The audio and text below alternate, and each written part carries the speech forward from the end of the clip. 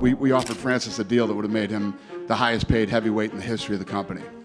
More than Lesnar, more than anybody. And he turned the deal down. So what was the holdup with the UFC? What led you to not sign? There was a lot of frustration over the years. I think since my fight against Stipe, my first fight against Stipe, my relation with the UFC never been the same. They said they're gonna see how I perform. They don't want to see me keep shooting and taking somebody down, but they said they didn't like you shooting in there? Is that what they said?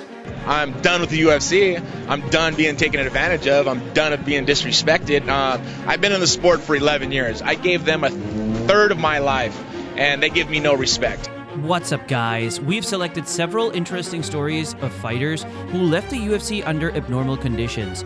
So make sure you stay until the end. Hit the support buttons and let's dive right into it. Did you know that you can be released from the UFC with a perfect score? Muhammad Mokaev is a living example.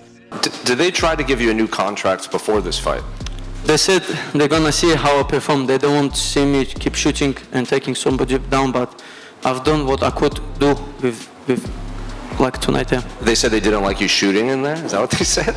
Yeah, they don't like this because they tried to get rid of flyweights before. Following his win is a not very exciting fight against Manel Kape on UFC 304. The Punisher was released from the promotion. More precisely, his contract was up and UFC refused to extend it. Mokaev said that his contract is up, and he made this interesting remark that said someone at the UFC told him to stop shooting for these takedowns so much, and maybe he'll get this contract that he wants. Is that true, and what do you think you'll bring him back? Yeah, that's what we tell guys. We tell guys how to fight and tell them what we've been doing this for a long time. One of the matchmakers probably said something to him or whatever, but yeah, the matchmakers aren't big fans of his for many different reasons. I think the PFL is going to get a great undefeated guy. MMA fans have certainly made it known that they don't like his over-the-top wrestling style, but that's not the only problem. He knew his contract was about to expire and still gave a not-so-good fight, which is an additional problem considering the hype and bad blood in the build-up. The atmosphere was heated until they met in combat, where both were running away from it. This is one of those situations where everything was promising except the scrap itself. 50 securities, backstage fights, juvenile behavior, and all for nothing. And now Muhammad Mokaev's dream of becoming a UFC champion is down the drain. It is surprising though, because 25 doesn't have like there's like 3 people I can name off the tip of my tongue. He was one of them. Like, and then I think he's 7-0 in the UFC. Like, so it is a little bit surprising. But yeah, also if you're gonna go in there and make the UFC's life hell for fight week, and then go in there. There was like 4 punches thrown in the first round. Like they were separating him in the octagon before the fight. They were separating him. Then the bell rings. 3 punches thrown in the first round. Francis Ngannou fought through quality competition, but nothing compared to his battle with the UFC. Predator's problem was that he did not want to remain in shackles, and the UFC contract was too restrictive.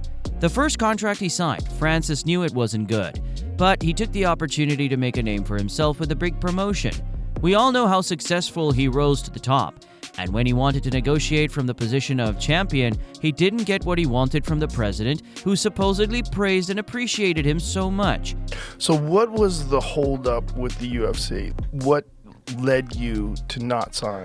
There was a lot of frustration over the years. I think since my fight against Stipe, my first fight against Stipe, my relation with the UFC never been the same. I tried everything. I felt like I wasn't in the right place. And after that, then I get the Derek Lewis fight, who was like the worst fight.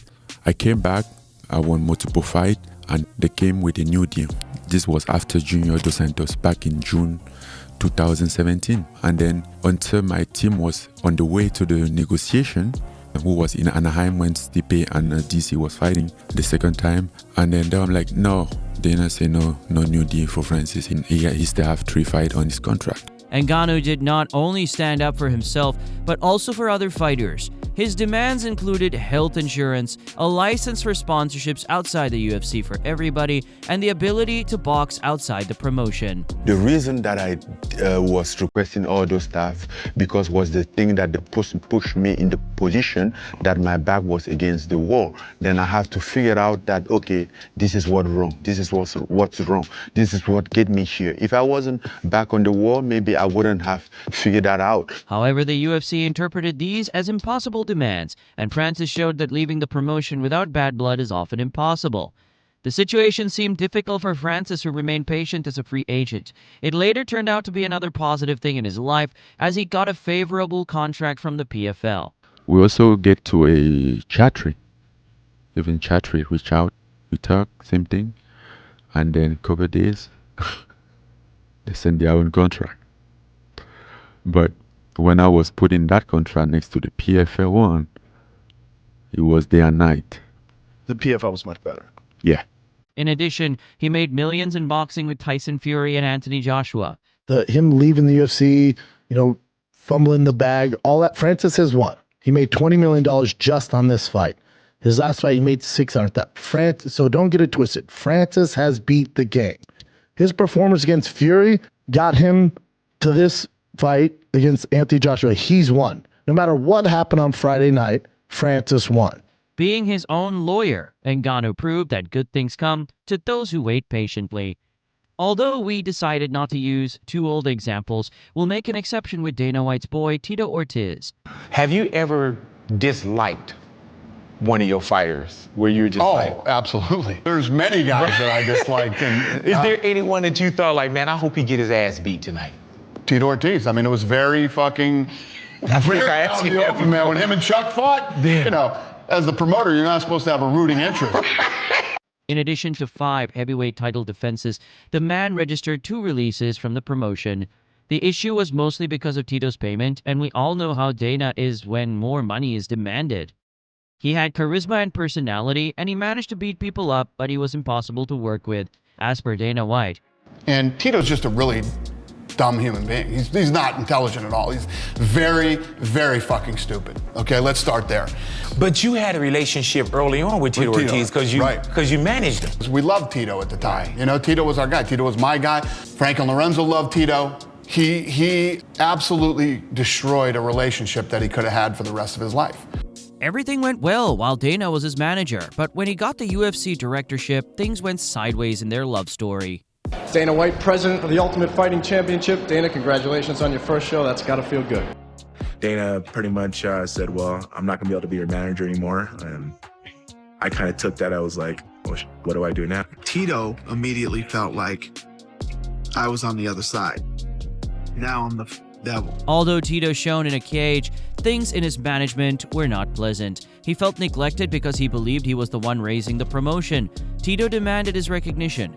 However, Dana rejected his proposals because, according to his logic, Tito would not be where he is without him.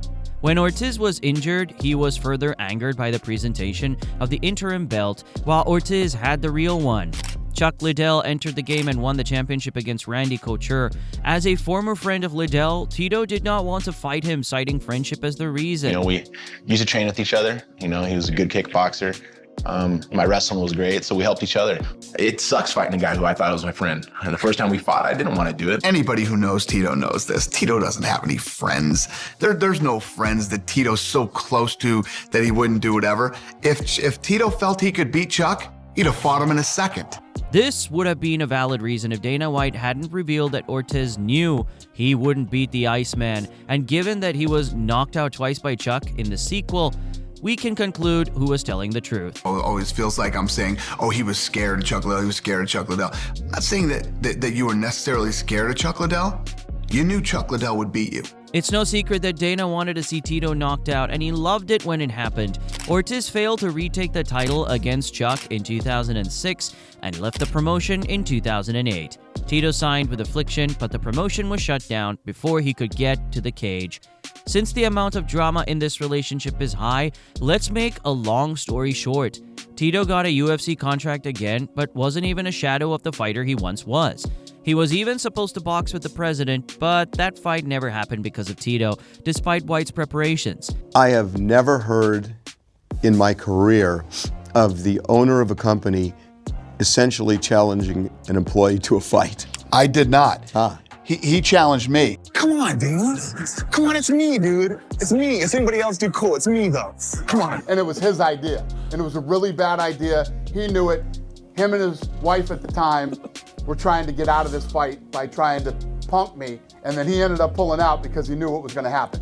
He did not honor the previous deal and decided to leave the UFC again.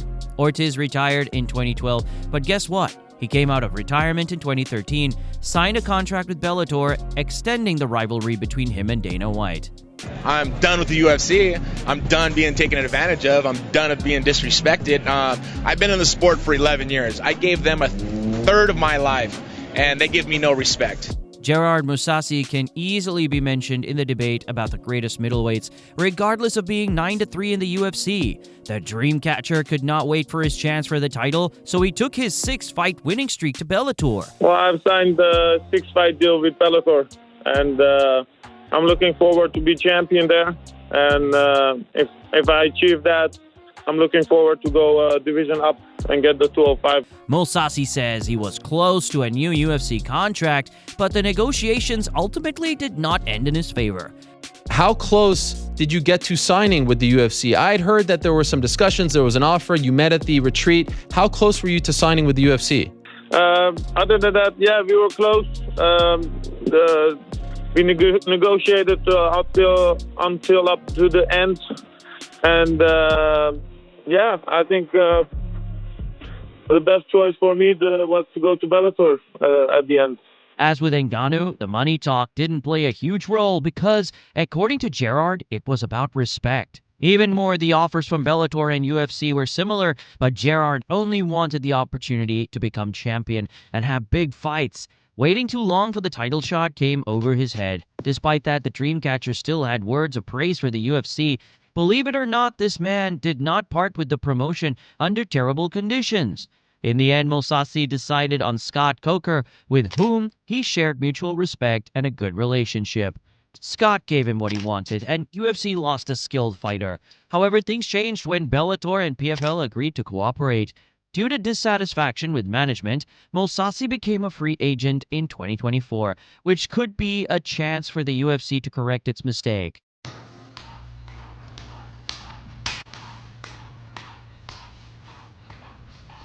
For everyone who thought that Tito Ortiz was a case of crazy, Joshua Fabia and Diego Sanchez appear, and they have mental institution written all over them. Featuring one of the saddest fighting stories that goes much deeper than we will tell you in this video. The Nightmare was a great and respected UFC fighter, and it was hard not to be his fan until he bought in a parasite that took control of his life, which at that moment was a mess. Joshua Fabia came in as a fraud coach, brainwashing Diego and forcing him into unorthodox training methods. A strange approach to fighting and driving Sanchez's loved ones away from him. Oh, this is the voodoo coach that would be Diego Sanchez's corner. No one else. This dude has no experience as an MMA coach, by the way. So this is the dude that's telling him to be like Tyson. He's being like water right now. You see that doing? slip? That slip? Bro. Oh. Diego's such a strange guy, man. He might believe that this dude has mass magic powers. But at full speed, and that energy is going to break away.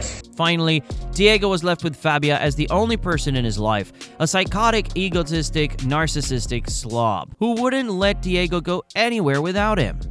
If you're wondering why Joshua is important in today's story, the answer lies in Diego's split with the UFC promotion, with which he had a phenomenal relationship. For some time, UFC has been concerned about Sanchez's behavior, and how could they not? He is the winner of the first ever Ultimate Fighter with the third longest fight time in UFC history, 6 hours, 37 minutes, and 07 seconds, and over 30 fights. However, Fabia couldn't help but get his nose involved by asking for full medical history papers from the UFC, allegedly because he was worried about Diego's health, who was showing the long-term effects of being a fighter. The final straw kind of came in this all when Joshua Fabia was requesting, and I don't know the full details, the medical records of Diego, because they were trying to somehow build a case where they could sue the UFC. Right. on letting him fight whilst he had CTE or something like that. And they're like, well, hold on a minute. If you're even thinking about that, then he cannot fight. So essentially, this Fabio, this piece of that was just trying to use him and take it for every last penny that he could and manipulate him, was just, and use him as a door to sue the UFC just for his own financial gain. However, none of the main UFC people wanted to give room to the potential headache that ultimately led to Sanchez being cut from the UFC.